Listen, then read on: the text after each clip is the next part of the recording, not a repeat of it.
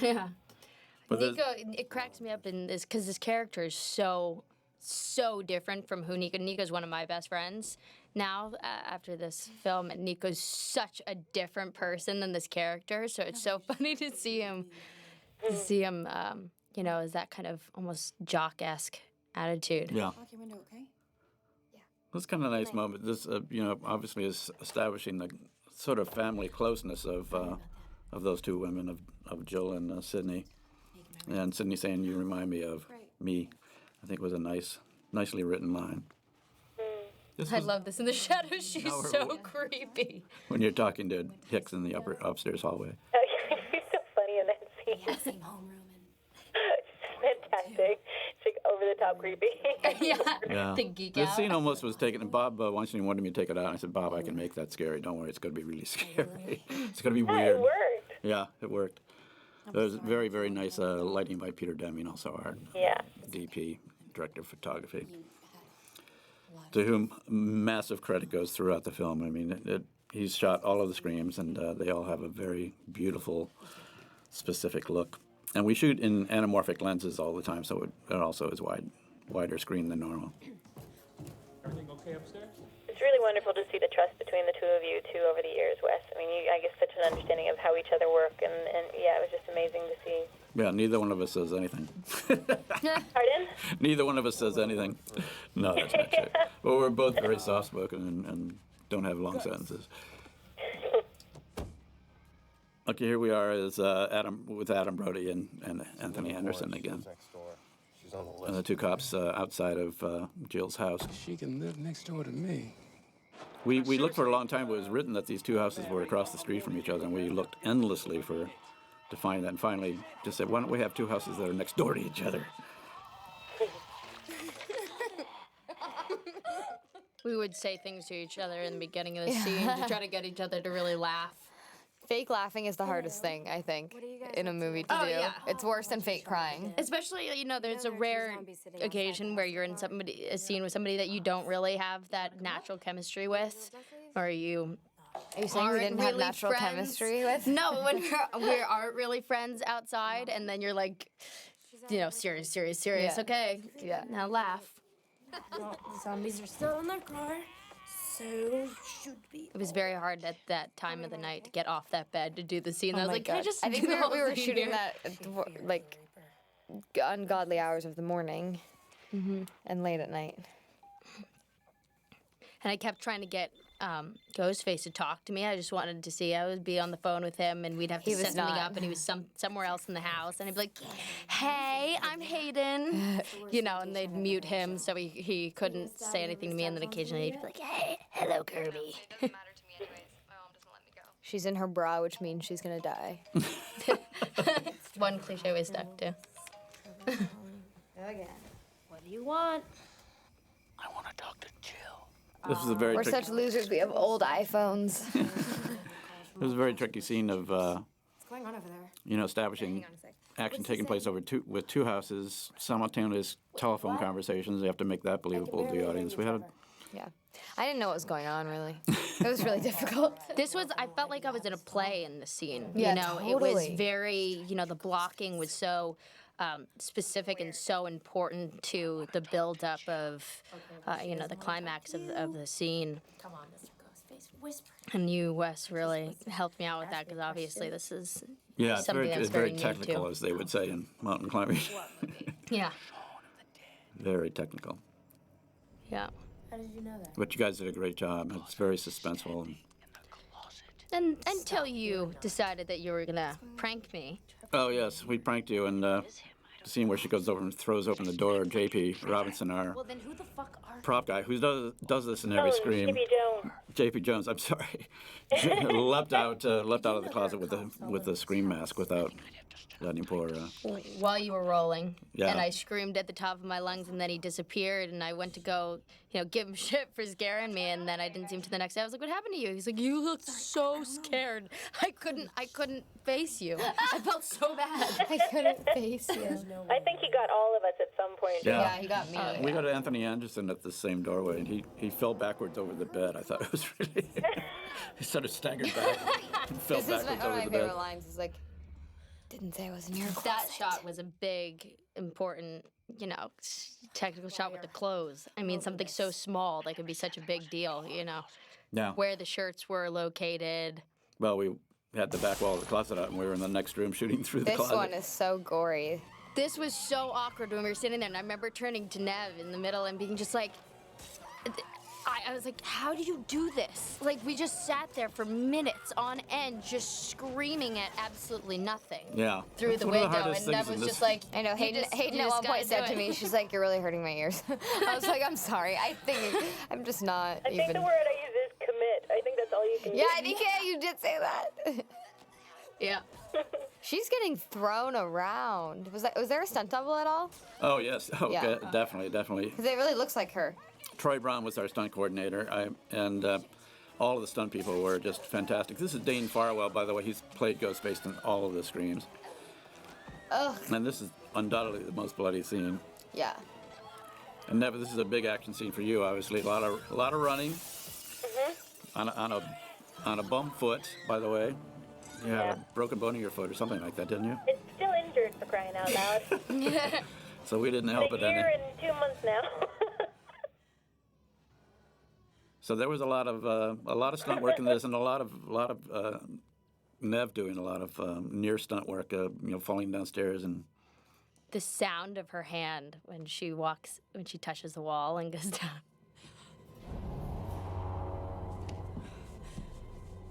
You just see that blood just. This is Gary Tunnicliffe, unleashed. I was in another room looking at everything on a monitor because there was no room in this room. And when I walked in, because you couldn't see the blood very well on screen, on a video screen. And I walked in and looked at this room and said, "Oh my God!" Yeah. So much for take two. This isn't a fucking movie. It will be. These are innocent people. Spare me the lecture. I find it really fun doing the stunt stuff. Oh yeah. Yeah, you're very good. You were sort of had a very athletic youth, and it really shows. And dancing too. So. Stab you in the face. You'll die when I want you to, Sydney. So we're with Ghostface telling you you'll die when Yeah, he wants Ghostface you scares to. me in this one. He's so mean. And that was a Roger Jackson line, by the way. I'm going to cut your eyelids in half. That was a good one. Oh, it's brutal, that line. Yeah. Some of them you just go, is that just a little bit too far? But it's good. This This is the big fight sequence is on the badass stairs. of Neve. Yeah, we have scenes of Neve smashing the picture frame into his face and then saying, "I'm sorry, are you okay?" It's scary when you do that to somebody. I love that kick. I know that kick is so great. Yeah, Neve, you came up with that. He's in here. Where is it? Ma'am? I remember this part of the scene where in the downstairs hallway now when the cops arrive, of everybody just because it had not been thoroughly written, let's just say, that we all were just kind of making up lines at the spot. Yeah. And then Yeah. you looked at me and said, "This is never going to work." Sometimes you have to, though, in these kinds of moments where it's like running in chaos and so many people, you just kind of got to go with it. Yo, come on, let's go. Let's go. Let's get careful, all right? I got it. Jill? Obviously, we're setting Nico up to be a big red herring here. We actually took some of his scenes out because he became too much of a red herring. So we had, 2 or 3 people that we wanted the audience to think was the killer. Certainly, Deputy Hicks was a big candidate, Definitely. and Trevor certainly.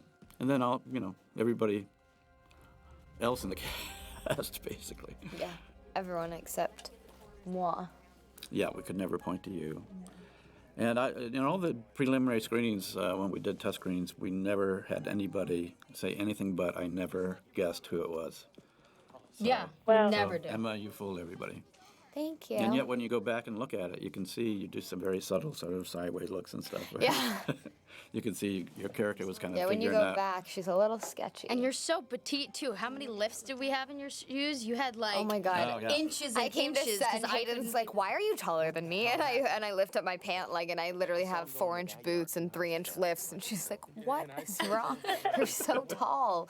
And I'm like 5'2" on a good day. So when I auditioned for the movie, I had like blonde hair and was wearing flat sneakers and I got the part and Wes was like, you're a little too small and we need to dye your hair dark. And I was like, okay, we can fix both of those things, I think. You played creepy. Because I wasn't around to see any of those scenes filmed, and knowing you're such an uncreepy person, and then seeing, I was like, wow, she's really messed up. Yeah, you pulled it off in the last scene. You convinced everybody you were capable of doing anything. Yeah. Outside that house that night, who came to visit? Somebody from Matt came to visit, didn't he? Oh, yeah. Yeah, Matthew Lillard. Lillard. Matthew Lillard, Yep. yeah. Which we all totally geeked out. I had such a crush on him when I saw Scream 1. He was there. I was mortified. I couldn't even say hi. And then I think, Neve, you had me say hi, and I was so embarrassed. I was really red. You were all really cute about it. Rory he has a big admiration for Matt, and I guess his role is sort of similar to Matt's in the first, and he was so nervous about meeting him. Movie buffs at your school. So we're at the hospital now, Nev. This was the only location that was in Detroit itself. There was a night when one of the cops came up to us and said, "Do you guys have gunfire in one of your scenes?" And we said, "No." He says, "Oh, okay, just the neighborhood." Oh, God. Oh, wasn't you guys? I'm glad I didn't know that. You're right. Celebrity visit to your cinema club. So this was a working hospital, but where we seen all the interior scenes, where we shot all the interior scenes, was being in the process of being reconstructed. So we had the run of an entire floor of it. A visit from Sidney Prescott. I mean, There's a funny scene where Gail learns that they'd rather have Sidney Prescott to come to their class. I love Courtney in this movie. She's so funny. So now here's the scene where the doctor comes out of the radiology room with you and says, "That's nothing broken. Just take a couple weeks off." You got nothing to worry about, Sydney. Which I think was an improv, and I just decided to leave it in. Now, on your contract, you can name your price. And There's a great scene where this is where Rebecca basically tells you can put in any sum for your next contract. Now that all this stuff has happened, you basically fire her. Oh, that's right. That's right. I thought I'd wait for the movie. She was great. I thought the dynamic she brought to the film was very funny. And it's something you can mess up very easily, and you can turn it into, into cheese ball stuff, and it's very delicate, and she did it amazingly. She had a lot of lines, and one of the things of casting this character was to get somebody who could handle huge, long paragraphs of lines and make it go fast. Which not that was her only skill, but she was able to really handle dialogue well. Sydney, you're fired. Fired.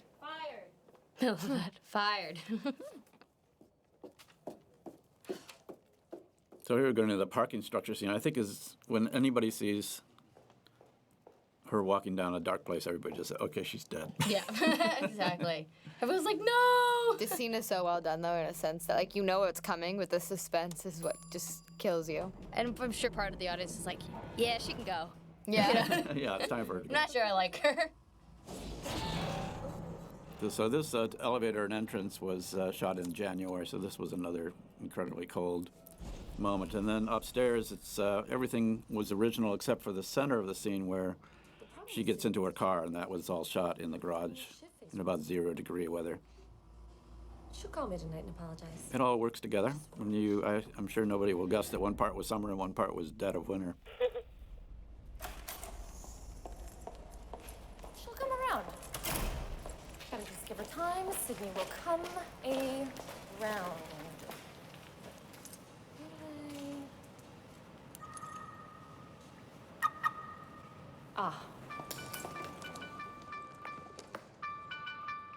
The A ring's lot of so people are eerie. reminded of the scene between Sydney and with her best friend that Elise Neal played in the second one, the car scene. I think a lot of people talk about that one, so it was nice to bring that back in this film. Are you writing this down? Yes, I It's am. all original footage, and then right If you could just hang on when she one does second. this pause, I've got time. It's you that doesn't. right about here, now we're in January. And it's Yeah, and it's winter. And it's 0 degrees in there. We had people standing with the big butane heaters behind all of us so that we wouldn't freeze. There must have been like half a dozen people that just had these big butane heaters on. on dollies that would follow us around, so we wouldn't be able to spend 14 hours in this place without dying. It matches great though. A lot of the times, even with reshoots, you can see things and you may only personally notice them, but. Yeah, and Allison was great, and we had a lot of optical work taking out breath that was hanging in the air. Yeah. Bet she was happy to be in a car.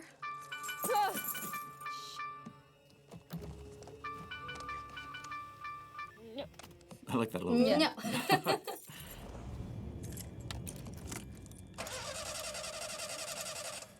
I think if I made one mistake here, I should have had her try to make a call. But it's still scary. That's such a great scream.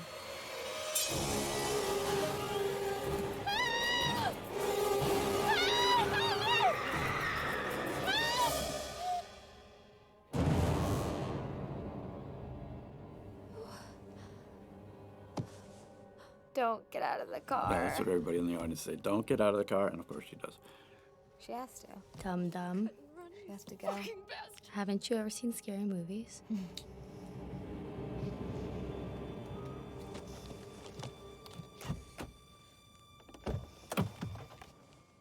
There's a lot of misdirection in a sequence like this shot of the foot coming down, seen from underneath the car. Then everybody supposedly is thinking, oh, he's under the car.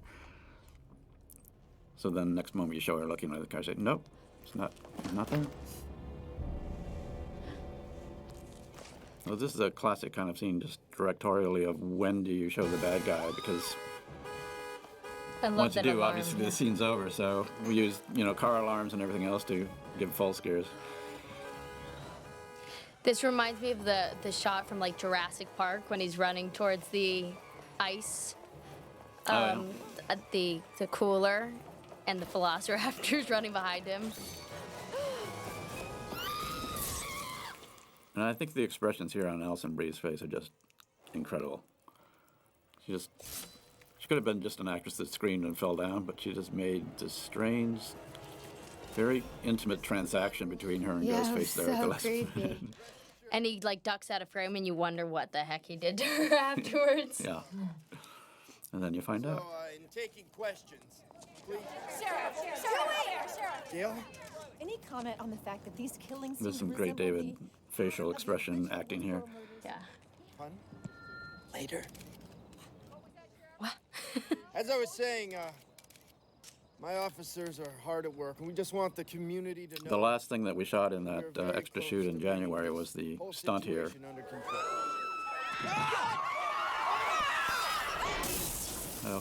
Stunt woman dove off from the 6th level of the parking structure into a stack of kidding. boxes. Yeah, one you take. kidding? No, I'm not kidding. I thought it was a dummy. A No. stunt woman did that? Yeah. Are you kidding? Yeah, That's insane. Dummies always look weird when they fall.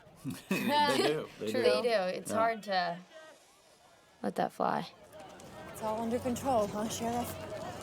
What am I supposed to say? Listen, I may not be wearing a uniform, but I happen to have a lead, and you don't. So let me know when you're back on Team Gale. Poor Dewey. Okay, so Neve, we're coming up on the scene at the cinema club. Oh, yeah. Oh, this scene. I had nothing to do with this scene, and it was half the shots were over my shoulder. I was like, Wes. Yeah, well, I think we all had the same. There was a lot of sort of last-minute pages on this scene, and Let me just say, there's another case of it in the end turning out just fine. But Neve, I can remember a couple times of you saying, "This just doesn't work." Yeah, I think we all had agreed that maybe it didn't make sense that they would go there, and trying to find the reason that could make sense, and being hesitant about making the scene. But in the end, once again, Wes, you pulled it off. Pulled it off, but yeah, it was tricky. What is Gail's plan was basically the idea here, and at the hospital she says there must be one of the students, but she's looking at these two guys all the time. But it kind of turned out that it just looked like she was instantly suspicious of these two. Yeah. well, it's a stab fanatic, clearly. working on less of a shriekwell and more of a screamake. I love that shriekful and All there are screaming. now are remakes. Only horror the studio's greenlight. I mean, there are still rules, but the rules have changed. The unexpected is the new cliche. Yeah, you gotta have an opening sequence that blows the door. Never remember.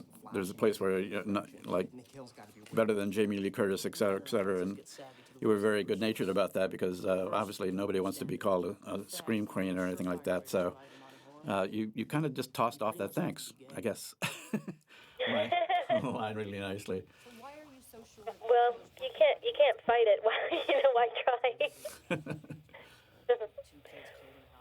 It's ended up being a good thing for me, so it's all right. Beyond recognition. We all know where it goes from there. A party. Exactly. A party. Guaranteed third act main cast bloodbath. Fingers crossed on some nudity for a change. Okay, so do you know of a party that's happening tonight? Well, there's Stabathon.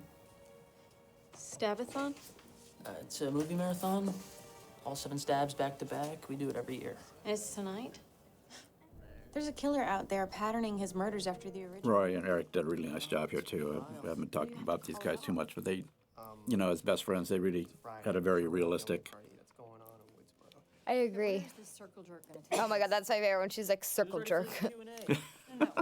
Rory's expression after is so funny too. Underground thing, email invites, pretty secret. Conversations on set that day were rather interesting about that line. Yeah, like Courtney says, what is that? I didn't know. What is a circle You jerk? either know it or you don't. Yeah. Let's go. That was awesome. I feel like I'm under house arrest. Now, this is one of my favorite scenes in the movie. Neve, this is Jill saying she feels like a prisoner in her own house, and then you guys go into the kitchen. You want to talk about that? Or Emma? This was actually one of my favorite scenes that we did where we kind of have our little moment here. It was weird because when we shot it, I think it played a lot more serious, and when it played with an audience, people kind of found humor in it because it is kind of like a weird, creepy scene. Yeah, the line, "I'm sorry about your publicist." Yeah, which I was saying so genuinely, and it came across so, like, it gets a laugh, which I thought was really funny. And I purposely picked to pull those things out of the fridge. It's string cheese and chocolate milk, because that's what I would eat. I have a stepdaughter who's 21, and when she saw that, oh my God, that's exactly what I would pull out. Exactly. I love string cheese. But I loved your direction on this scene, Wes, is when this was the first time you actually told me to kind of keep in mind that, you're the killer. And I kind of was looking at her with a little bit of obsession. And I thought that was fun that we got to put a little of that in it. Yeah, I like the character says, "I don't know how I could handle all the publicity." It's kind of one of the first big clues. Yeah, totally. You have such a perspective of what, in a film when you're standing so close is going to be funny, how it's going to read, what people's reactions are going to be of it. And then you see it with an audience and they wind up laughing in places that you never expected them to and screaming in places you never expected them to. It's an interesting thing to see. But ultimately, I think the scene comes off with a lot of very strong, dramatic connection between you two. Yeah, and a it's beautiful an score, by intimate the way, by Marco Beltrami, who has also done all the scores for all the Screams, where he mixed what we call Sid's theme with kind of a Jill's theme, so that the two kind of musically come together there for the first time. That's so creepy. Yeah, that was a little improv on my part. Improv on what? Well, on my part, I just thought, what if she looked up and saw something in the reflection of the window? So we did that in about 10 minutes. Dun, dun, dun. I'll board it up. That's the view from my cell. It's really weird. I think Olivia would understand, okay? She'd want me to be around other people. Holy shit. Even if I did Hayden, I love you in this scene. This is such a good... This scene is so Hayden to me. I'm just like, to the point. Gotta do what I gotta do. Bye. I love it. Flipping him off. Yeah, I love that. Yeah, fat chance after what happened last night. And I love this girl, this one background extra. She walks past me here, and she gave me like the oddest look, which obviously no one told her to do. She just gave me the nastiest look, and I reacted to it. And then she came up and apologized. I was like, "Oh no, just keep doing it. It's fine." Now that look is called "How do I get my face-to-face camera Yeah, I'll turn around cat and look at activity. it. And Courtney did a funny thing here. I said, just come up and we're going to have some really, really strong music playing here, very funky dance music. So just do some dance. This is before we had any music here. Courtney.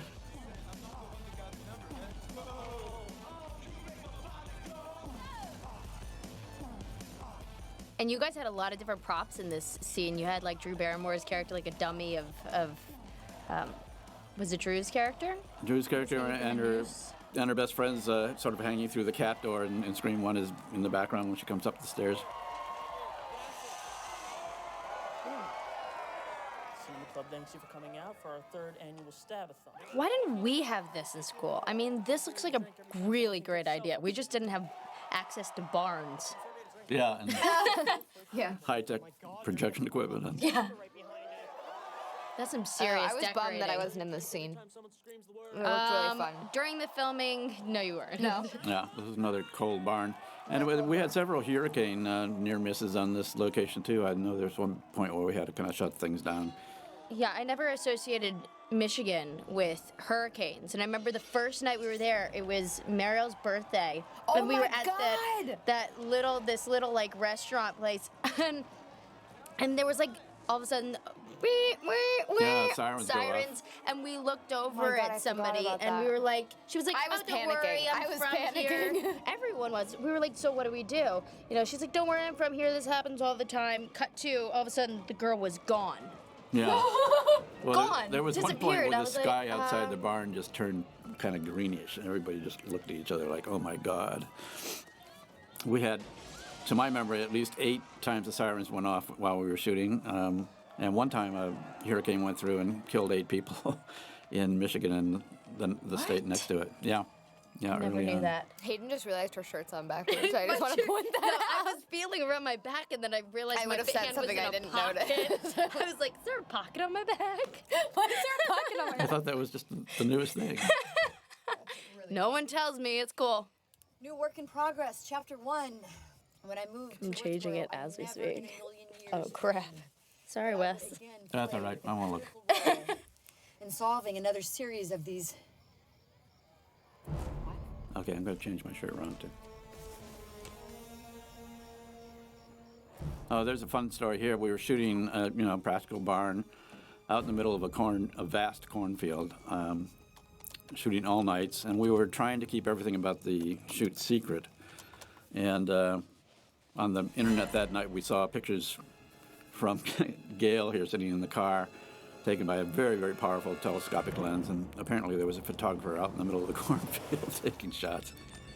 It's amazing how they do that. Yeah, we also caught one in the parking garage. We got one.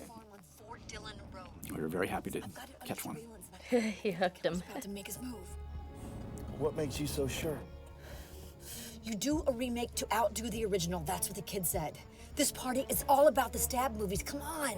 How meta can you get? Script-wise, a lot I of, heard them say it. not struggle, but it was, we were trying to figure out ways for Courtney and David to interact with each other in this part of the movie. Even though she's at the barn, he's not. So this car scene kind of Forget it. Thanks for was having one of the faith ways. in me. I gotta fix my equipment. Gail!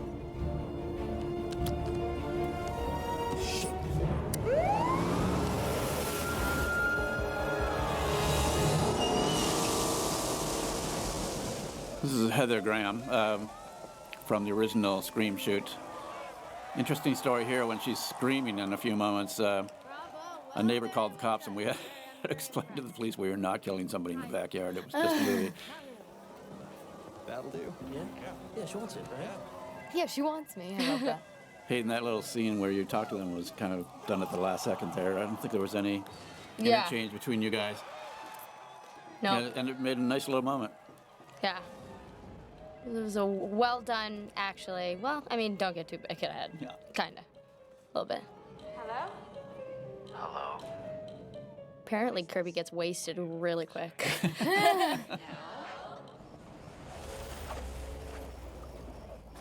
Everyone was really great in this scene with repeating the lines and all the background when they were saying lines out of the movies. Oh, yeah. Were they drinking And real they were alcohol? screwing around. Yeah, I they don't think so. probably They were definitely drunk. didn't give it to me. Well, their performance is really pretty good, especially when they start screaming and yelling. Oh yeah, because usually people get awkward. You can tell them, act They look like they're normal, having a have great fun. time. Yeah, and they were like throwing popcorn and